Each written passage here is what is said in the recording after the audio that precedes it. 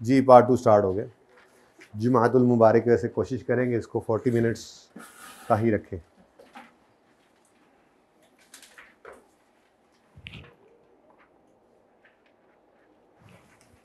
जी बच्चों, सफाई सुथराई करें।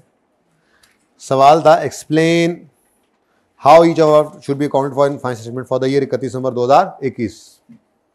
एक्सप्लेन करना है, मिलजुल के करेंगे इंशाल्लाह अभी, ठीक है। आप लिखें, कर कितने बच्चे करके आए एक्सप्लेन? तो कैसे किया था एक्सप्लेन? मतलब सवाल पढ़ा और फिर सॉल्यूशन को देखा, थोड़ा अंडरस्टैंडिंग डेवलप की और फिर उसके बाद लिख दिया? बुक ही नहीं है, बुक नहीं है ना। अच्छा, किस किस ने नहीं लिखा हो वो हाथ खड़ा करें। ये फिर आप खुद करें। मतलब कहने का मकसद ये है कि ये नहीं कि मैं लिखवाऊँ, मतलब मैं बताऊंगा नहीं, मैं बोलता हूँ लेकिन मैं साथ साथ लिखवाऊंगा नहीं। मैं सिर्फ उसको मतलब आपके साथ डिस्कस करूँगा, डिस्कशन के बाद फिर मैं आपको अंग्रेज़ी बोलूँगा।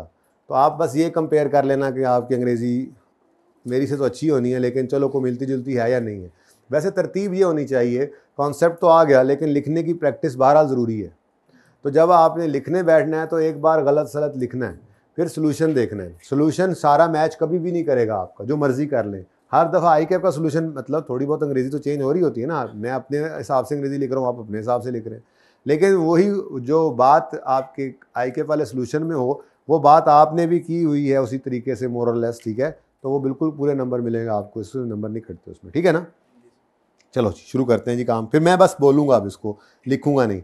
अच्छा टर्न आउट रहा है, लेकिन हो सकता है कोई अच्छा पॉइंट आ जाए एक आधा तो मैं उसको लिखवा भी दूँ, या हो सकता है दूसरे सवाल में जाके लिखवा दूँ जो 5वां था, ठीक है। लेकिन बोल ज़रूर देता हूँ कि कैसे लिखना था इसको, ठीक है। इन 2020 AI started development of a new product. The recording criteria was met on यकम जनवरी 21। हम तो 21 में है ना, तो पिछले साल में डेवलपमेंट शुरू हुई थी, लेकिन हमारे साल के पहले ही दिन क्राइटेरिया मीट हो गया। चलो ये तो अच्छा हो गया। On this date AL started development of a plant which completed in 3 months. It is a pilot plant for testing of, ठीक है, यानी डेवलपमेंट जब शुरू करनी थी, जाहिर है कहीं पे पहुंच गए, नतीजा कुछ नज़र आने लगा तो उन्होंने कहा अच्छा चलो अब तजर्बा करके देखते हैं, तो पायलट प्लांट यकम जनवरी को ही बनाना शुरू कर दिया। अच्छी बात है। जुमला याद हो अगर आपको तो मैंने वो बोला था, बल्कि लिखा हुआ है आपके पास, कंस्ट्रक्शन, डिज़ाइन और ऑपरेशन, ये तीनों चीज़ें पायलट प्लांट की जो हैं ये डेवलपमेंट फेज़ में आती हैं।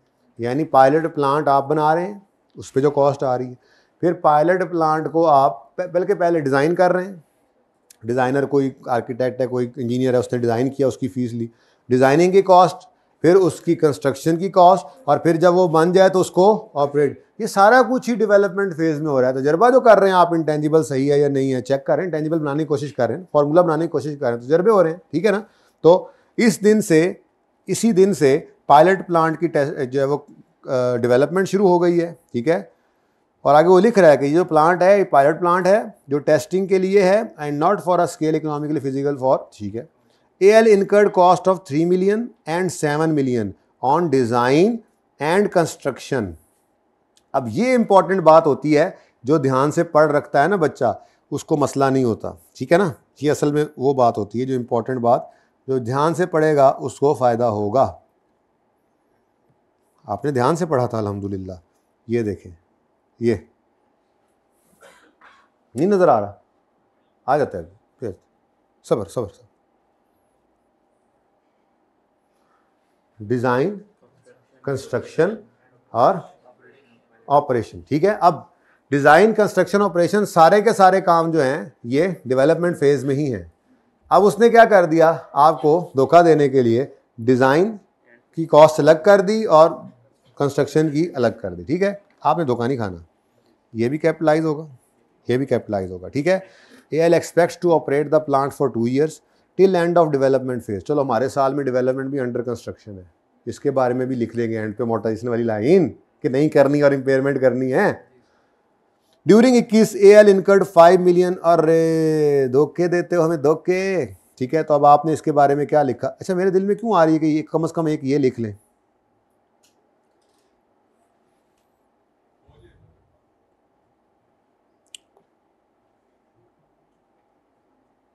चलें फिर मैं बोल देता हूँ, लिख लें, ठीक है जी, लिख ना लें, सुन लें। अब 2020 में काम शुरू हुआ था, हम 21 में खड़े हैं और 21 में पहले ही दिन रिकॉर्डिंग क्राइटेरिया मीट हो गया। तो आप यूँ लिखेंगे कि the recording criteria for capitalising intangible was met on January 21. Therefore, the cost incurred on construction, design and operation of pilot plant amounting to total कितना बनता है 15 million shall be recorded as an intangible asset as this activity relates to development phase. और recording criteria पहले ही बता चुके हैं कि meet हो गया, ठीक है। Therefore, an intangible asset N intangible asset under construction लिख रहे, इन प्रोग्रेस लिखना लिख लो, कोई मसला नहीं, ठीक है, क्योंकि वो तो पता ही है कि 2 साल बाद कंप्लीट होना है। Therefore an intangible asset amounting to 15 million shall be presented या recorded in statement of financial position. ये मैंने कल भी बोला था कि पीएनएल वाली फिगर हो तो साथ लिख लो एसओसीआई, बैलेंस शीट वाली हो तो एसओएफपी लिख लिया करो, ठीक है। तो क्या बोला आपने, यूँ भी लिख सकते हैं, किसी ने यूँ लिखा हो वो भी सही है, क्या, the design construction and operation of a pilot plant relates to, जैसे कल लिखवाया था मैं वैसा लिख रहा हूँ, ठीक है, relates to development phase and as the recording criteria is already met on January 2021, therefore the cost amounting to 15 million bracket में, लेकिन उसके करना है 7 + 5 + 3, ठीक है ना। Therefore cost amounting to 15 million shall be recorded as an intangible in statement of financial position. पूरे number मिलेंगे इसके। अब अगली बात आती है, चूंकि ये पता लग गया हमें कि ये 2 साल बाद जाके कंप्लीट होना है, तो हमारे साल के एंड में तो कंप्लीट नहीं है, तो अब इसके बारे में अमोर्टाइजेशन की डिस्कशन करनी है। यही तो मसला होता है डिस्कशन वाले सवाल के अंदर, आप भूल जाते हैं कोई ना कोई बात करनी, तो जो बात एंट्री, इसी की एंट्री कह दो 2 मिनट में कर देंगे, अब वही लिख कर देना होता है, ठीक है। अगली बात अब क्या लिखेंगे, अब आप कहेंगे as this intangible is incomplete as on year end 31 December 21, therefore it shall not be amortized, however it shall be tested for impairment। वो तो ठीक है, एनुअली लिख देंगे, हाँ इट इज टेस्ट, वो कहते रहे ईयर एंड के ऊपर it will be tested for, हाँ चलो ठीक है रिगार्डलेस भी कर दो, लेकिन मैं जो असल बात कहना चाह रहा हूँ ना, वो ये जुमला लिखना ज़रूरी है जो अभी लिखवाने लगा हूँ। अगर नहीं लिखा तो अभी लिखोगे क्या, जब भी कभी आपने ये लफ्ज़ लिखना है ना, ये बोलना है कि however asset will B tested for impairment, तो यहाँ पे बात रोकनी नहीं है बल्कि अगली बात करनी है। इम्पेयरमेंट टेस्ट में कौन सी 2 चीज़ें कंपेयर करते हो, रिकवरेबल अमाउंट और बुक वैल्यू, तो ये अंग्रेजी में लिखते हुए डेथ पड़ती है, ये बात लिखनी है, ठीक है। अब जुमला क्या बना, as this intangible is incomplete as on 31 December 2021, therefore it shall not be amortised, however it shall be tested for impairment regardless of any indication, ठीक है। लेकिन ये जो इम्पेयरमेंट, टेस्टेड फॉर इम्पेयरमेंट है, असल जुमला मैं यूँ लिखूँगा, however it will be tested for impairment by comparing book value with recoverable amount, ठीक है। तो ये जुमला जिसने नहीं लिखा ऐड कर लो, इम्पेयरमेंट की बात तो लिखी होगी, हाथ खड़ा करें, however it shall be tested for impairment, ये बात कितनों ने लिखी। आगे ये वाली बात जो मैंने बोली ये नहीं लिखी, या लिखी थी किसी ने, ये भी लिखी थी, एक भी नहीं है, आइंदा से ये कोई एक भी ना बचे, सब ने लिखना है, ठीक है। चले तो ये काफ़ी है जी, 9 नंबर है, मतलब 3-3 नंबर तकरीबन, या कोई बहुत अगर तफसील वाला हुआ तो उस पर शायद 4 हो तो किसी के 2 हो जाए, वैसे नॉर्मली 3-3 नंबर का ही इनका होना चाहिए सबका, ठीक है। तो बात क्लियर हो गई, यही कुछ लिखा था मिलता जुलता।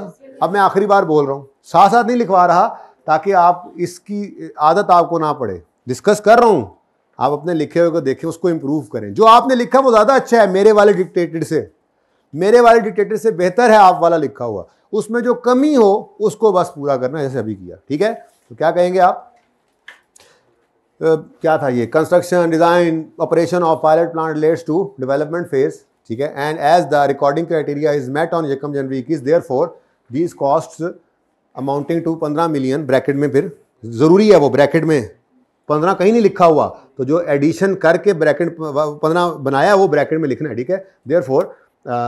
Therefore cost of ₹15 million will be recorded as an intangible in statement of financial position. Full stop. अगला पैरा शुरू करें, as this intangible is in progress या incomplete on 31 December 2021, therefore it shall be tested for, it shall not be amortized, ये लिख, it shall not be amortized but it shall be tested for impairment by comparing book value with recoverable amount, full stop. आप कहोगे sir ना कहीं recoverable amount दी हुई है ना कुछ, भाई कोई बात नहीं, यही तो डिस्कशन वाले सवाल का फायदा है कि आप उसको सारी बातें बताओगे, ठीक है। तो हालांकि कहीं पे रिकवरेबल अमाउंट नहीं गिवन, लेकिन आपने बताना है, ठीक है। ओके डन, चलें आगे। Next,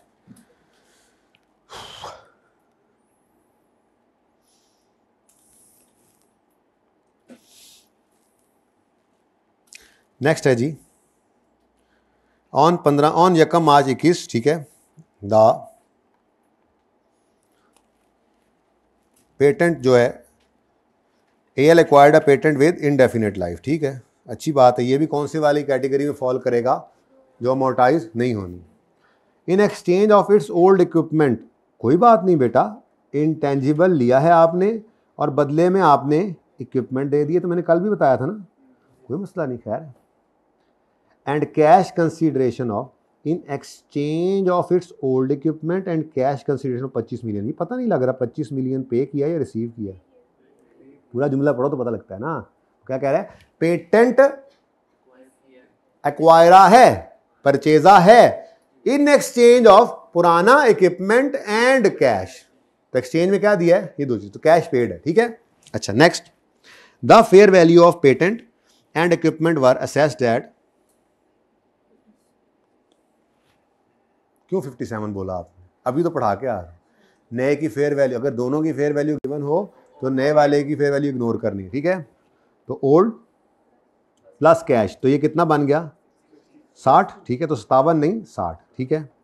on the date of exchange equipment had a carrying value of, क्या करना, अच्छा चलो खैर आप ये कह सकते हो कि मैं इससे एक्यूमुलेशन निकाल कर, या एक्यूमुलेशन नहीं निकल रही, कोई बात नहीं, मैं गेन लॉस निकाल कर ज़रा एंट्री कर दूंगा। मैं एंट्री नहीं मतलब अंग्रेजी बता दूंगा कि जी हमने नया एसेट जो लिया है पुराने के बदले में, तो नए को हमने रिकॉर्ड करना है एट कॉस्ट, और कॉस्ट इस केस में क्या है, इतने रुपए, 60 बोला है आपने, वो कैसे निकली है, fair value of old plus cash.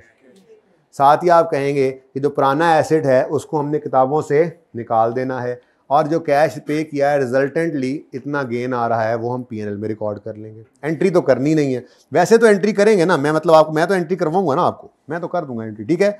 आप क्या करोगे, यहाँ पे लिखोगे इंटेंजिबल 60, 35 प्लस 25 करके किया था ना, ठीक है। उसके बाद इक्विपमेंट नहीं है कॉस्ट अलग से, तो अच्छी बात है, जान छूट गई।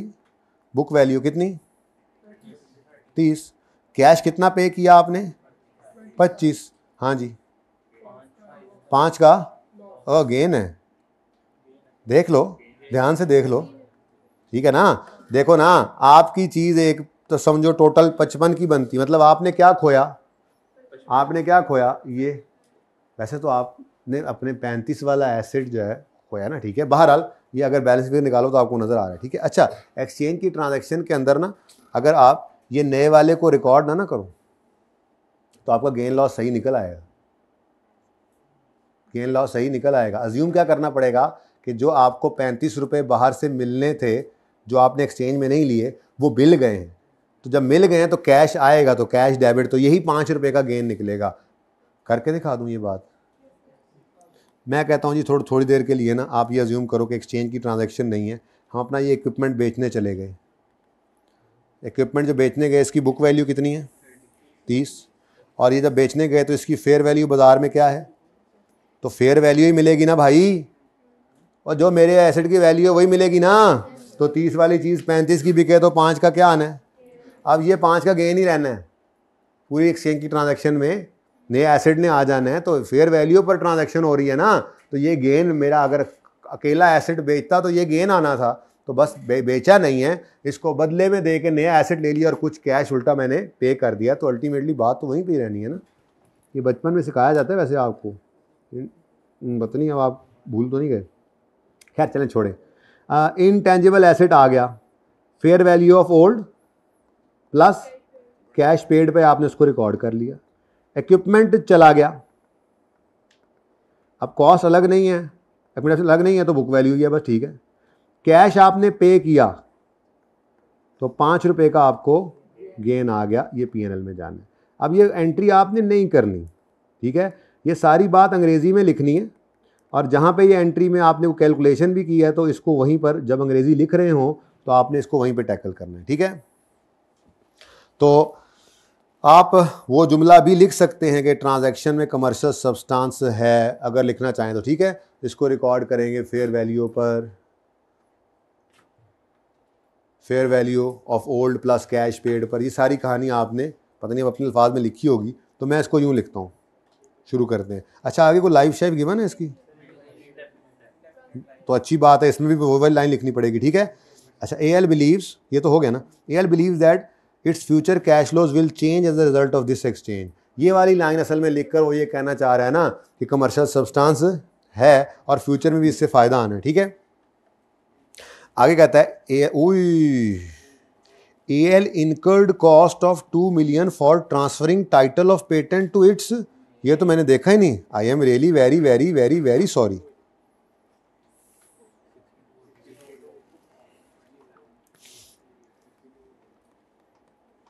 $62, लेकिन ये ना हो कि आप दूसरी तरफ फिर इसको यूज़ ना करो। क्या मतलब, ये कैश भी आपने पे करना है, ठीक है ना। 25 जमा 2 27, ठीक है। चलो, नहीं समझ आई ये बात, सिंपल। पहले 25 था, गेन तो उतना ही रहना ना। पहले आपने 60 रुपए की कॉस्ट बुक की थी और 25 रुपए का कैश दिया था, फिर आप जब ये एसेट लेकर आए तो आपने इसको अपने नाम करवाने के 2 रुपए और पे किए, वो 2 रुपए एसेट में ऐड हुए और कैश से निकले, तो मैंने दोनों तरफ इसको ऐड कर दिए बस, ठीक है। सॉरी, मैंने पहले देखा नहीं था, ठीक है। चलें जी, लिखें, बल्कि शायद आपने लिखा हुआ है तो कुछ भी ना करें, आप इसको यूं लिख दें जी कि the exchange transaction has commercial substance, यूं लिख सकते हैं, ठीक है। Therefore the patent which is acquired in this transaction shall be recorded at its cost which is in this case is 62 million as calculated below. यूं भी कर सकते हैं आप, और नीचे आपने ये 3 चीज़ें लिख दी, आगे 1 2 3 टोटल कर दिया, ठीक है। अगली बात आप ये करोगे, as the equipment is given in exchange therefore the old equipment shall be return of from the books by crediting asset account with its book value, ठीक है जी। And resultant gain of ₹5 million shall be recorded in profit and loss account as income, ठीक है। Shall be recorded in SOCI कर दिया करो as income, ठीक है जी, सही है। अच्छा, उसके बाद अगली लाइन वही, एज द न्यू एसेट मतलब patent has indefinite life therefore it shall not be amortised, however it shall be tested for impairment annually by comparing. ये लिख दिया करो, वो वाली लाइन लंबी हो जाती है, ये ज़्यादा आसान है, ठीक है। क्या लिखोगे कि इनडेफिनेट लाइफ है, या जैसे पिछला था इन प्रोग्रेस है, या ये है इनडेफिनेट लाइफ है, therefore it shall not be amortised rather, ये ज़्यादा जुमला पक्का यही वाला कर लो, ये आसान हो गया, छोटा हो गया, ठीक है ना। Therefore it shall not be amortised rather it shall be tested for impairment annually by comparing book value with recoverable. ये अब छोटे से छोटा जुमला बन गया और चीज़ें सारी पूरी हैं इसमें, ठीक है। डन हो गया। चले, लास्ट है जी। हाँ, इसके बारे में थोड़ा सा लिख दें तो अच्छा है, क्योंकि अलग से लिखा होता है, देखो, ठीक है ना। वैसे तो मैंने 62 वहाँ पर कवर कर लिया है, मैंने इसको इस तरह से आंसर किया ना कि new asset will be recorded at a cost of 62 as computed below. नीचे आपने लिखा दिस, क्या चीज़ है ये क्या चीज़ है, फेयर वैल्यू ऑफ ओल्ड। अगली लाइन में कैश पेड, अगली लाइन में ट्रांसफ़र फी, तो इसमें भी कवर हो गया। लेकिन अगर आप इसको अलग से बताना चाहो तो वहीं पर लाइन आप साथ लिख कर बता सकते हो कि डायरेक्टली एट्रीब्यूटेबल कॉस्ट है ये, जो लीगल टाइटल ट्रांसफ़र किया, तो ये भी ऐड कर दें। बहरहाल इतना तफसील में जाने की जरूरत नहीं है, ये आसान तरीका, ठीक है। क्या है जी ये, exchange transaction, this is an exchange transaction. Therefore the new asset which is patent shall be recorded at a cost of 62 computed as below. ये चीज़ें ले ली आपने। उसके बाद and the old equipment shall be return of from the books by crediting asset account with its book value. The resultant gain amounting to 5 million. अब वो कैसे निकलेगा, वो आपने ब्रैकेट में करके दिखाना है, कैसे निकलेगा। आप यूँ लिखोगे 62 minus 30 minus 27 is equal to 5, ठीक है। The resultant gain shall be recorded in SOCI as other income, ठीक है। उसके बाद ये कहानी खत्म और फिर अगली कहानी शुरू। The new patent has indefinite life, therefore it shall not be amortised, rather it shall be tested for impairment annually by comparing book value with recoverable amount, full stop. सारी चीजें पूरी हैं, 3 नंबर कहीं नहीं जाते अब, ठीक है। लास्ट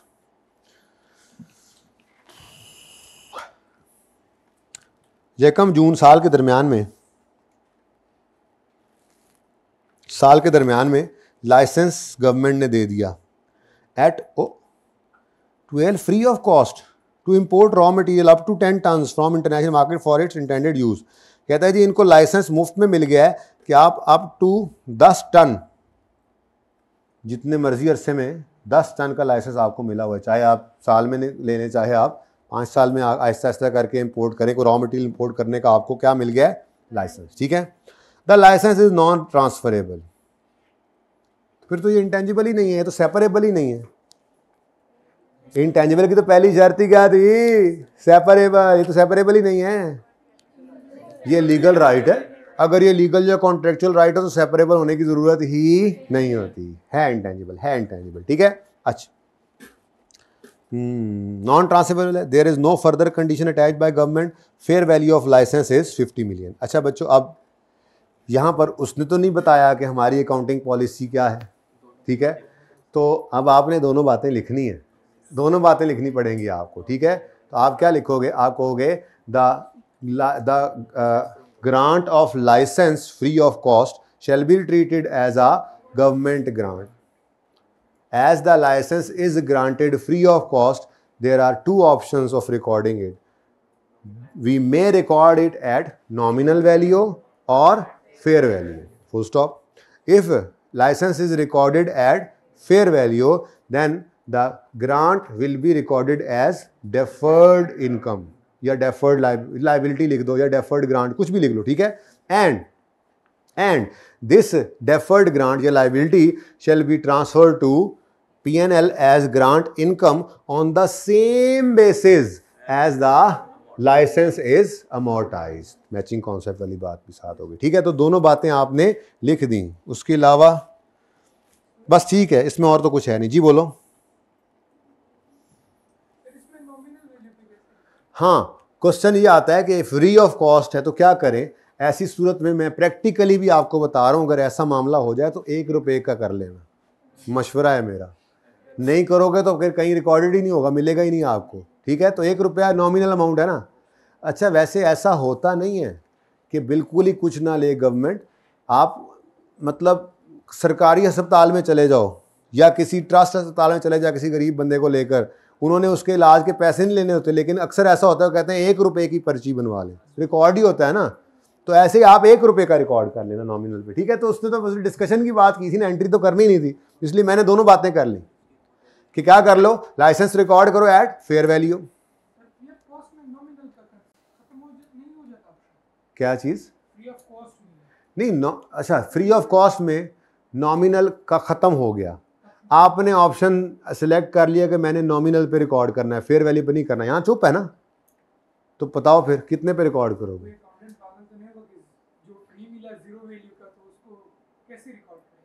तो नहीं करेगा, नहीं करेगा तो कहाँ जाएगा, उसका तो रिकॉर्ड ही नहीं रहेगा।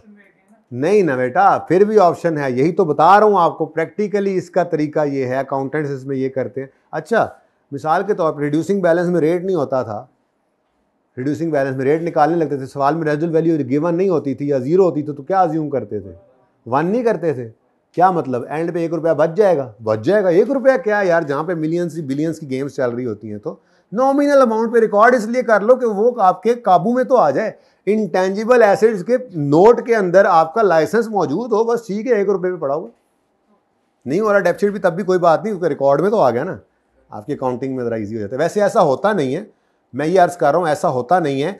फ्री ऑफ कॉस्ट भी गवर्नमेंट कहेगी ना, तो आपको कहेगी आ जाए ज़रा वो फलां चलान भर दें, चाहे वो 5 रुपये का चलान होगा, 500 रुपये का होगा, छोटी मोटी अमाउंट ज़रूर होती है गवर्नमेंट की जो पे करते हैं, आप छोटी मोटी फीस पे करके ही आप लेकर आते हैं, तो वो कोई ना कोई अमाउंट आपको इंशाल्लाह मिल जाएगी प्रैक्टिकली। ठीक है। लेकिन यहाँ पे वो सवाल ही नहीं है ना, यहाँ पे तो मसला ये है कि उसने सिचुएशन देकर कहा करो डिस्कस, तो हम उसको ये कहेंगे कि ये ग्रांट लाइसेंस जो ग्रांट हुआ है free of cost, this shall be treated as government grant, it shall be recorded at fair value and the related grant shall be recorded as a liability या deferred grant and the grant liability shall be transferred to P&L as an income on the same basis as the intangible is amortized। ठीक है जी, full stop के बाद आगे लिखेंगे alternatively this grant this intangible may be recorded at nominal value, बस, और फिर उसको अमोटाइज करना है। अब वो नॉमिनल वैल्यू उसने नहीं दी है तो सवाल में एंट्रीज हैं भी नहीं ना, हमने तो ऑप्शन बताए। ठीक है जी,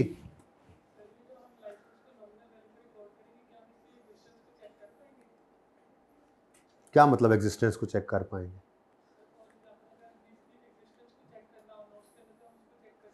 तो इसीलिए तो मैंने कहा 1 रुपए पे रिकॉर्ड कर लो ताकि ये एग्जिस्ट करता रहे आपके पास। इसलिए तो भाई की बात मान नहीं रहे थे, वो कह रहे थे रहने दे, सिफर है तो रिकॉर्ड नहीं करते। तो मैंने कहा यार इस तरह से तो नज़र ही नहीं आएगा, मेरा मशवरा ये है कि 1 रुपए पे कर लेना। वैसे ऐसा होता ही नहीं है यार, बिल्कुल मुफ्त कहाँ से कुछ मिलता है। कोई 200-400-500 रुपए की फीस लेगी गवर्नमेंट आपसे, वो कोई ना कोई कागजी कार्रवाई कराएंगे। वो भी ये चाहते हैं कि हमारे पास रिकॉर्ड रहे और आपके पास भी रहे। ठीक है जी, वो देखेंगे उसकी लाइफ होगी तो, अगर लाइफ होगी तो उस लाइफ पे अमोर्टाइज करेंगे, कोई मसला नहीं। आप कहोगे 1 रुपये को कैसे अमोर्टाइज करें? हाँ हाँ, आप ये कह रहे हो कि आप इसके बारे में क्या कहें, तो मैंने तो सिर्फ इतनी सी बात कर दी ना कि ग्रांट को इनकम बनाना सेम बेसिस पे जिन बेसिस पे लाइसेंस को अमोर्टाइज करना। अब ना उसकी लाइफ दी हुई है तो वो उसको भी नहीं बता सकते, इसको बस बता दिया उनको कि ये बेस है, अगर लाइफ होती तो बता देते। ठीक है, लाइफ है नहीं ना, होती तो बता देते। ठीक है, आ जाए जी 5वें पे। ये ज़्यादा 5वां मुझे लग रहा है ज़्यादा अच्छा है कि ये ज़्यादा अच्छा था। 5वां आसान लग रहा है, आसान था।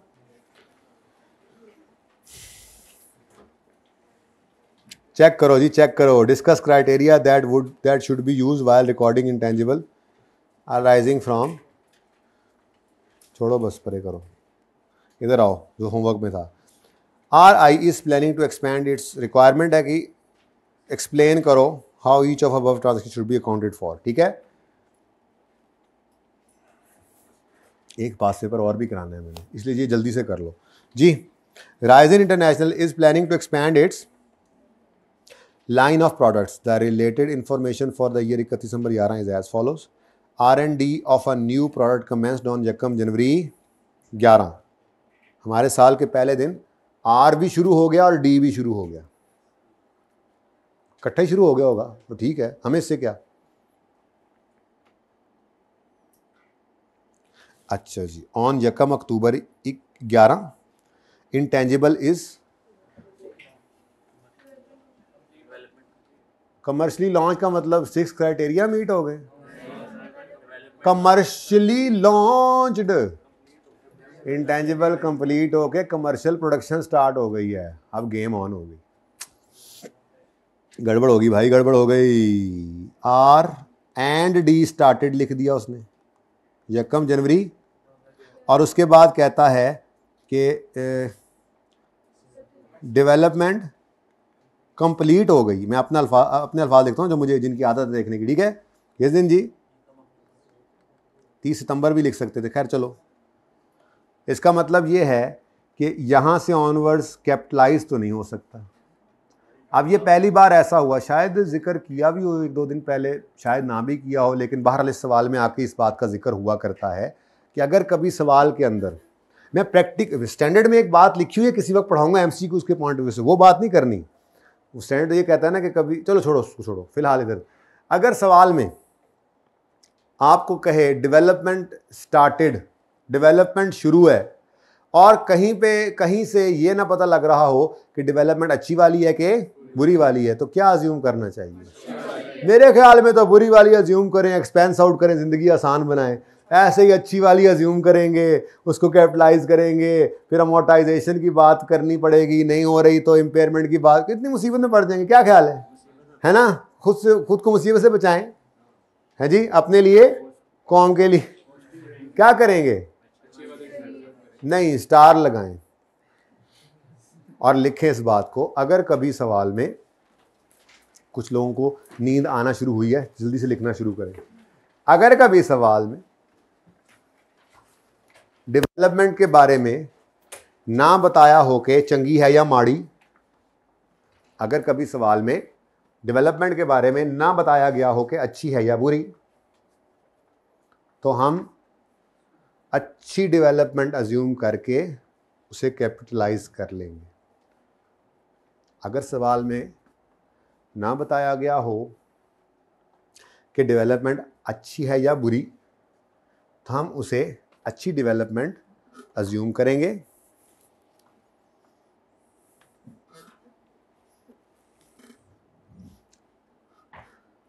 और कैपिटलाइज करेंगे। ठीक है।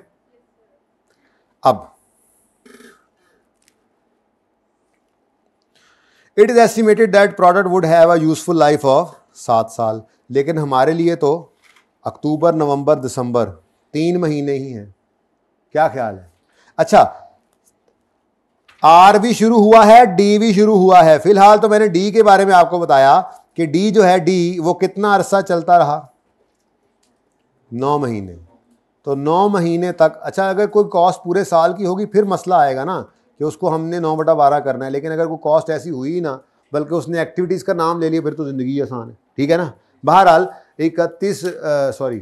30 नवंबर यानी 1 अक्टूबर को कंप्लीट हो गई डेवलपमेंट, हमारा इंटेंजिबल रेडी हो गया। अब 1 अज्यूम किया है कि डेवलपमेंट स्टार्ट हुई है, अच्छी वाली अज्यूम करना पड़ेगा क्योंकि सवाल चुप है अभी तक। ठीक है, आगे भी चुप्पी था, आपने घर में देख लिया है। अच्छा खैर, detail of expenses incurred are as follows. Research work, भाई एक चीज ना मुंह से कह रहा है कि ये रिसर्च है। अब आप कहोगे 1 जनवरी को तो क्राइटेरिया मीट हो गया। भाई ये कोई मसला ऐसी को बात नहीं है। साइमल्टेनियसली वो रिसर्च भी चल रही थी और डेवलपमेंट भी चल रही थी, ये साथ साथ चल सकते हैं ना। मसला सवाल में है, अपने आप को खराब ना करो। एक चीज के बारे में कह रहा है रिसर्च है तो वो तो रिसर्च ही है। ठीक है, वो तो एक्सपेंस में चला गया। अब अगली चीज क्या है? Development work. अब डेवलपमेंट वर्क काम भी 1 जनवरी को ही शुरू हुआ है। ठीक है, इसके अलावा कोई हल नहीं है। आपको है, आपको ऐसा बता दें, है भी नहीं, करना भी ऐसे ही है। रिसर्च तो रिसर्च ही है। डेवलपमेंट वर्क शुरू कब हुआ है? 1 जनवरी को। सवाल में गड़बड़ क्या है? सवाल को चाहिए था वो कहता डेवलपमेंट वर्क भी 1 को चाहे शुरू हो गया, लेकिन क्राइटेरिया फलां दिन मीट हुआ। चुप है, चुप है, तो फिर क्या अजम्पशन लिखवाई? हमेशा ऐसे ही करेंगे, अच्छी डेवलपमेंट अज्यूम करनी। ठीक है, तो इसको क्या कर देंगे? कैपिटलाइज कर देंगे। ठीक है। Training of production staff expense. Cost of trial run, total cost of total है ना, छोड़ो इसको। ठीक है, अगली बात। अच्छा बस खत्म कहानी। अब इधर देखो जी, हमने करना क्या है? एक्सप्लेन। ये और ये एक्सपेंस आउट होने, ये और ये कैपिटलाइज होना है। लेकिन जब कैपिटलाइज होना है तो फिर अगली मुसीबत भी पड़ेगी, इसकी यूज़फुल लाइफ गिवन है। ठीक है, तो इसको इसकी यूज़फुल लाइफ के ऊपर अमोर्टाइज भी करना है, डेफिनेट लाइफ वाला है। ठीक है, और अगर आपको नंबर ज़्यादा लगे, 11 नंबर है, खैर काफ़ी है इतना, लेकिन बहरहाल अगर आपको नंबर ज़्यादा लगे तो आप फिर थोड़ा सा रोब ये भी झाड़ सकते हैं कि अमोर्टाइज करेंगे ओवर 7 ईयर्स, बस ठीक है, खाम खा उस तरफ नहीं जाना। हाँ, अगर सवाल के अंदर वो कोई ऐसी लाइन लिख दे जिससे आपको शक पड़े कि शायद ये मुझे इम्पेयरमेंट की इंडिकेशन दे रहा है, तो फिर आप उसके बारे में बात करें, वरना खाम खा ना करें। ठीक है। अच्छा, अब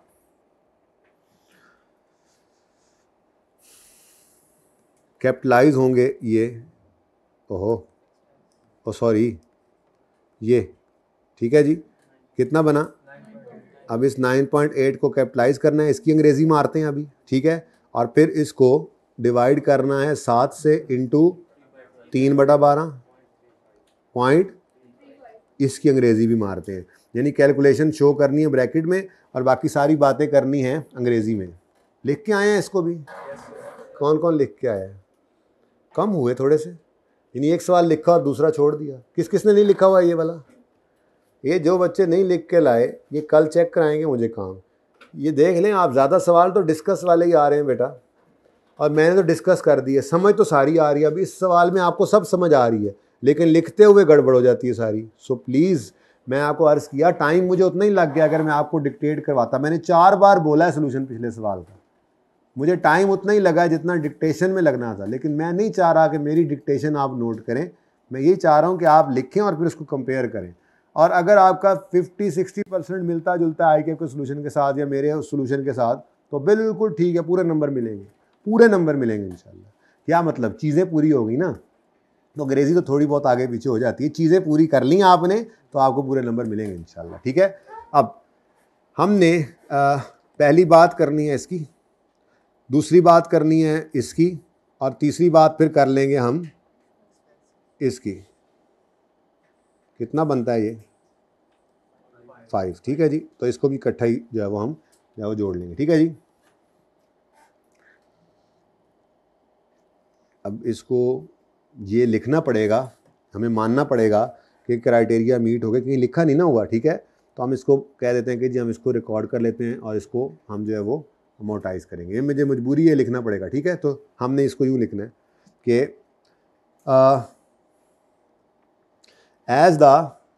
as the product meets recording criteria, bracket में से लिख दो अज्यूम्ड, अज्यूम ही किया है ना। ठीक है, क्योंकि ये पक्की बात अज्यूम करना होता है। Therefore cost of 9.8 million relating to development work and cost of trial run, ठीक है, shall be capitalized as an intangible in statement of financial position।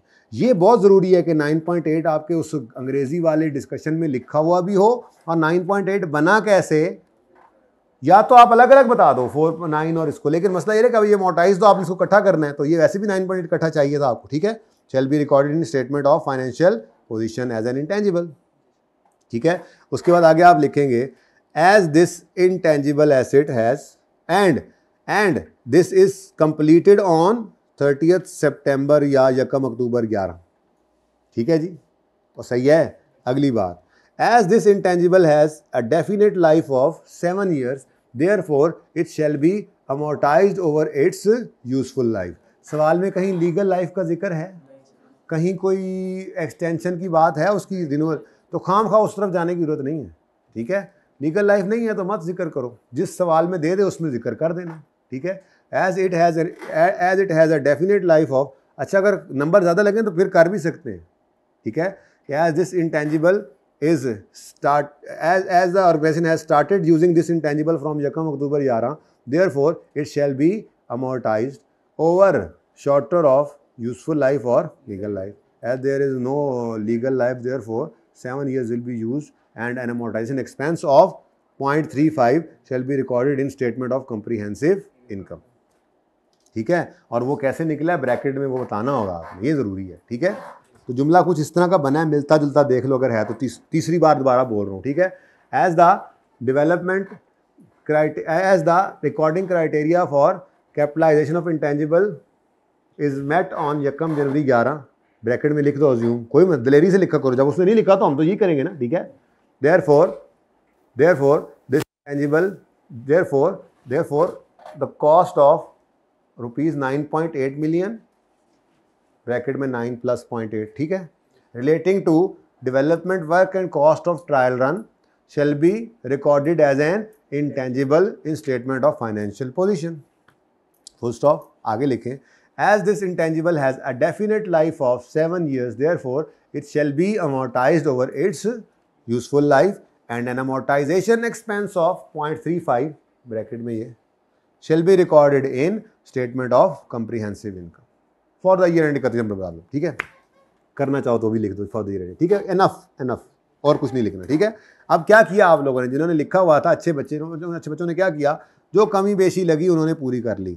सिर्फ इसी से नहीं, अब एक बार आपने घर जाके ICAP का सोल्यूशन देख लेना, ये 3 बार आपने उस सवाल को देख लिया, ये आपकी ना मेंटल एक्सरसाइज हो रही है, जिससे आप जो है वो तैयार हो रहे हैं इसको करने के लिए। ठीक है ना, ये ज़्यादा ज़रूरी है। ओके, सही है। मुझे लग रहा है कि जो सवाल एक और मैंने कराना था वो होमवर्क में चला गया, क्योंकि अब छुट्टी भी देनी है ना। बस इसको देख लें जल्दी से, इधर देखें। नेक्स्ट, एक राइट टू मैन्युफैक्चर ले लिया इन्होंने जी। ठीक है, A right to manufacture well-established product under patent for a period of 5 years was purchased on यकम मार्च 11 हमारे साल के दौरान for 17 मिलियन. ठीक है. Patent has an expected remaining useful life of 10 साल. RL option to renew the patent for a period of 5 years at a sum of, हाँ जी. Legal life कितनी है? Legal life, contractual life legal life ही होती है ना, और legal life ही है ना. कॉन्ट्रैक्ट के तहत आपको कितने साल के लिए मिला ये? 5 साल के लिए. हाँ ठीक है, 5 साल के लिए. It can further renewed for 5 years. लेकिन आज 17 का है और रिन्यूअल कितने में मिलेगा? अब ये वाली बात जरा आपके लिए ज्यादती थी थोड़ी सी, मैंने देखा नहीं असल में ना कल सवाल देते हुए. चलो कोई बात नहीं, पर्चे में भी ऐसा कभी कभी हो जाता है, तो खैर है. 11 में से 8-9 नंबर आपने पर्चे में भी ले लेने थे, एक आधा नहीं भी आता हो तो परेशान नहीं होते. बहरहाल अब तो हो गया ना. अब मुझे बताएं, क्या ये रिन्यूअल कॉस्ट मिनिमल है? तो फिर आपने इसमें 0 ऐड करना है. ठीक है जी. और ये कितना आ गया?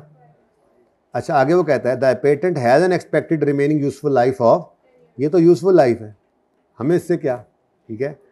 अब हाँ, RI has option to renew the, अच्छा ये तो हो गया ना, सही है, डन हो गया.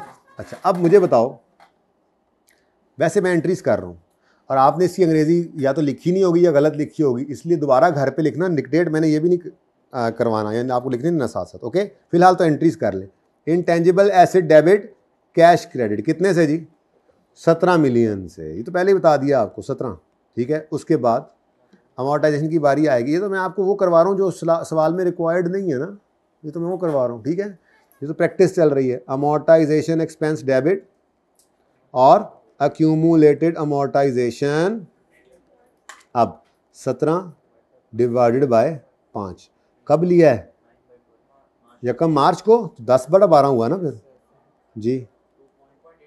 2.88. ठीक है जी, डन. अब ये वाली कहानी तो ऐसे नहीं करनी थी, इसका तो एक नंबर ना मिले, शायद वर्किंग को एक आधा मिल जाए. असल नंबर तो किसके मिलने हैं? एक्सप्लेन करने के. अब आपने यहाँ पर लिखना शुरू करना है. ठीक है, प्लीज़ साथ साथ नहीं नोट करना, सुने पहले मैं तो देख ला जी. राइट टू मैन्युफैक्चर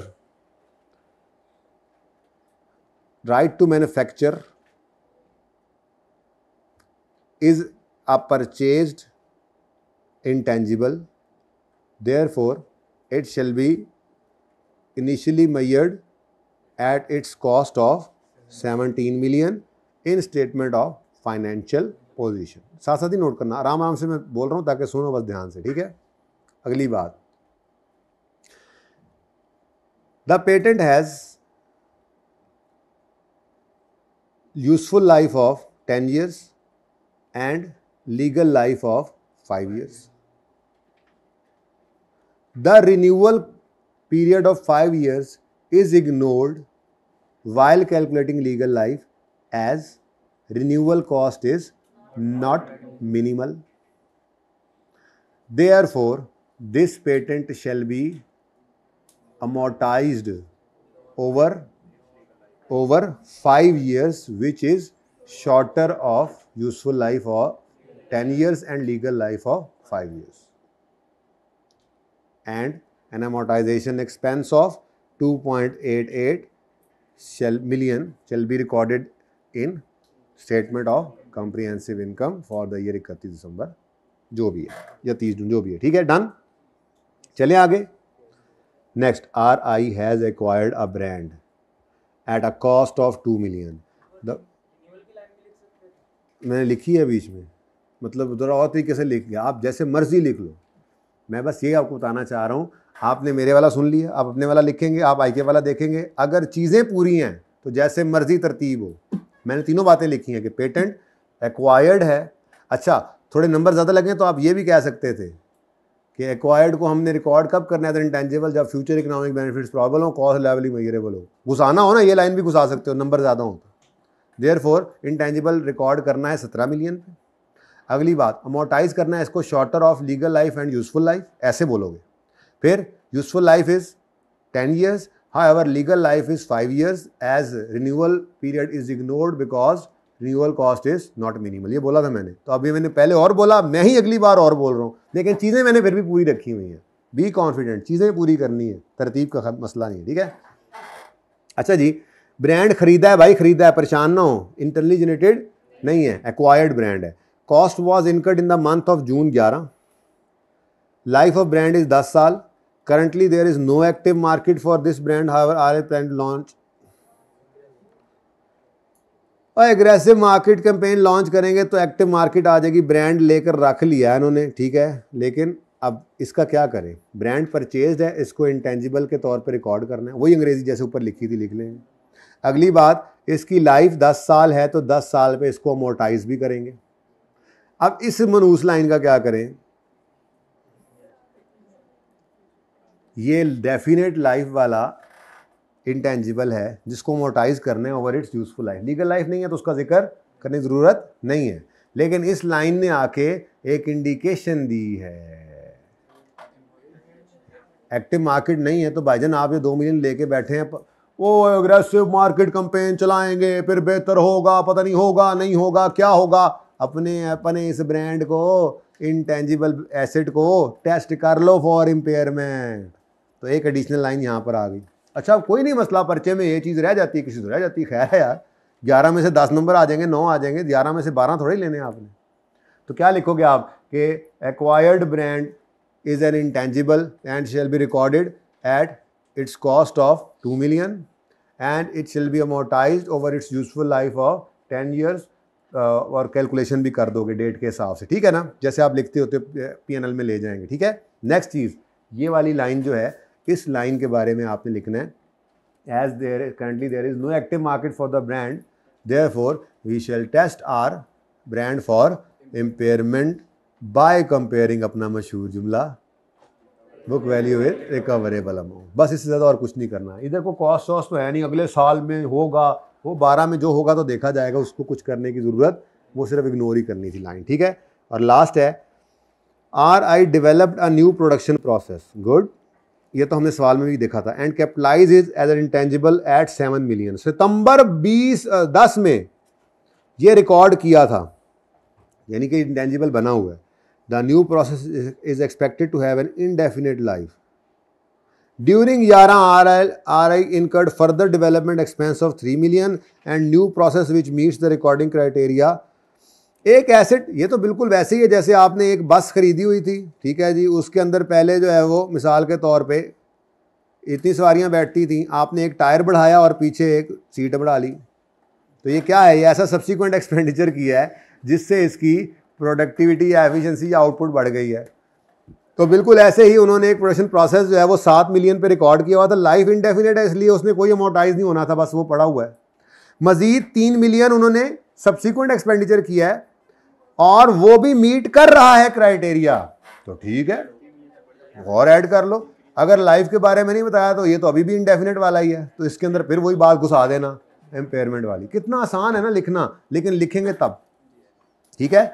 अब आपने क्या करना है, इसमें जो रह गए हैं आपने उनको प्रैक्टिस तो कर ही लेना है, लेकिन बड़ा ही इंपॉर्टेंट एक क्वेश्चन है, उसमें ना आपने क्वेश्चन वो नहीं, उस तरह से नहीं करना जैसे सवाल इधर गिवन है। ये मैंने एक चीज इसमें से फिलहाल ब्लैक कर रहा हूं,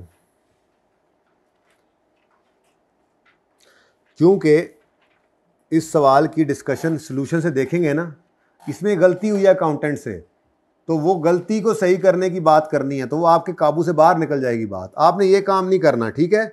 आपने बस इसकी रिक्वायरमेंट, मैं आपको कह रहा हूं, इसकी रिक्वायरमेंट आपके लिए क्या है, आपने इस सवाल को सॉल्व करना है, पहले इसकी जर्नल एंट्रीज करनी है, ओरिजिनल, ठीक है, और फिर आपने उसकी अंग्रेजी लिखने की कोशिश करनी, ये आपकी प्रैक्टिस है, ठीक है। ओके, बाकी जो सवाल करवाए उनको देख लेना, कोई उनमें गुंजाइश ना रह जाए, ठीक है, बस काफ़ी है, ठीक है जी। अल्लाह हाफ़िज़।